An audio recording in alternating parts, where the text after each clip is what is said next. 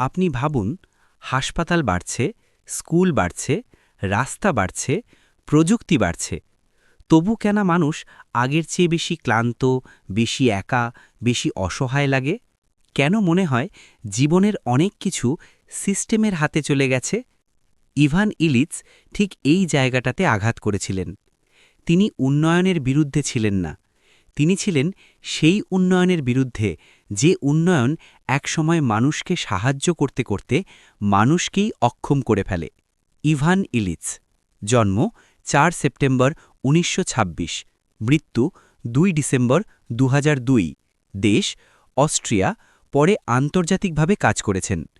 Ilyich ছিলেন সামাজিক চিন্তক, সমালোচক, এক ধরনের বুদ্ধিবৃত্তিক বিদ্রোহী। তার ভাষা সোজা, কিন্তু বার্তা বিপজ্জনক, কারণ তিনি বলে দেন অনেক প্রতিষ্ঠান আসলে মানুষের ক্ষমতা বাড়ায় না, মানুষের ওপর নির্ভরতা বাড়ায়, আর এই নির্ভরতাই ধীরে ধীরে মানুষের ক্ষতি করে। তিনি একটা ধারণা দেন, কাউন্টার প্রোডাক্টিভিটি, মানে কোনো ব্যবস্থা একটা সীমা পর্যন্ত উপকার করে, কিন্তু সেই সীমা পেরোলেই উল্টো ক্ষতি শুরু হয়। উদাহরণ খুব সহজ, গাড়ি আপনাকে দ্রুত গন্তব্যে নিয়ে যায়, কিন্তু যখন গাড়ি এত বেড়ে যায় যে শহর জ্যামে দাঁড়িয়ে থাকে, হাঁটার পথ থাকে না, দূষণ বেড়ে যায়, তখন গাড়ির উদ্দেশ্যটাই উল্টো হয়ে যায়। দ্রুততা বদলে যায় স্থবিরতায়, সুবিধা বদলে যায় অসুবিধায়। ইলিচ একই কথা বলেন শিক্ষা, স্বাস্থ্য এবং প্রযুক্তি নিয়ে। স্কুল নিয়ে তার একটি বিখ্যাত যুক্তি হল, স্কুল অনেক সময় শেখাকে নয়, সার্টিফিকেটকে কেন্দ্রে বসায়। ফলে মানুষ শিখতে ভালোবাসে না, মানুষ পাশ করতে ভালোবাসে।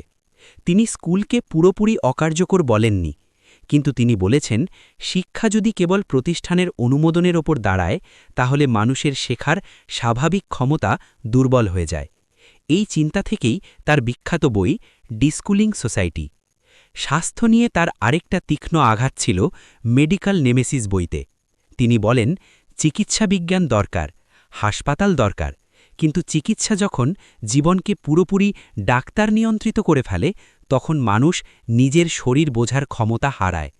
অতিরিক্ত ওষুধ, অতিরিক্ত পরীক্ষা, অপ্রয়োজনীয় চিকিৎসা, এসব কখনো কখনো রোগ বাড়াতে পারে, আতঙ্ক বাড়াতে পারে।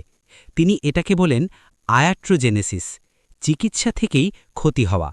এবং প্রযুক্তি, ইলিচ প্রযুক্তির শত্রু ছিলেন না, তিনি টুল বা উপকরণকে দুই ভাগে দেখতেন।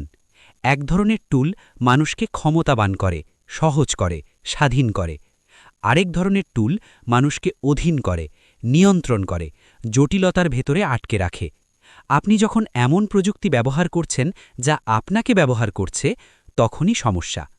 ইলিচের আদর্শ ছিল কনভিভিয়ালিটি, সহজভাবে বললে এমন সমাজ যেখানে মানুষ একে অপরের সাথে সহযোগিতার মাধ্যমে বাঁচে, যেখানে প্রতিষ্ঠান মানুষের সহায়ক, প্রভু নয়, যেখানে উন্নয়ন মানে কেবল বড় বড় প্রকল্প নয়, বরং মানুষের হাতে ক্ষমতা ফিরিয়ে দেওয়া। এখন প্রশ্নটা দাঁড়ায়, অতিরিক্ত উন্নয়ন কি মানুষের ক্ষতি করছে? ইলিচ বলতেন, ক্ষতি উন্নয়ন নিজে নয়, ক্ষতি সীমাহীনতা। আমরা এমন এক পর্যায়ে চলে যাই যেখানে উন্নয়নের নামে আমরা সম্পর্ক হারাই, সময় হারাই, প্রকৃতির ভারসাম্য হারাই, এমনকি নিজের দক্ষতাও হারাই, এবং সেটা টের পাই খুব দেরিতে। শেষে একটাই প্রশ্ন রেখে যাই, আপনার জীবনে যে জিনিসগুলো সুবিধা হিসেবে এসেছে, সেগুলো কি আপনাকে আরও স্বাধীন করেছে, না আরও নির্ভরশীল করেছে? কারণ উন্নয়নের আসল মানে উঁচু বিল্ডিং না, উন্নয়নের আসল মানে হল মানুষ বড় হওয়া। আর যদি মানুষই ছোট হয়ে যায়, তাহলে উন্নয়নটা কার জন্য?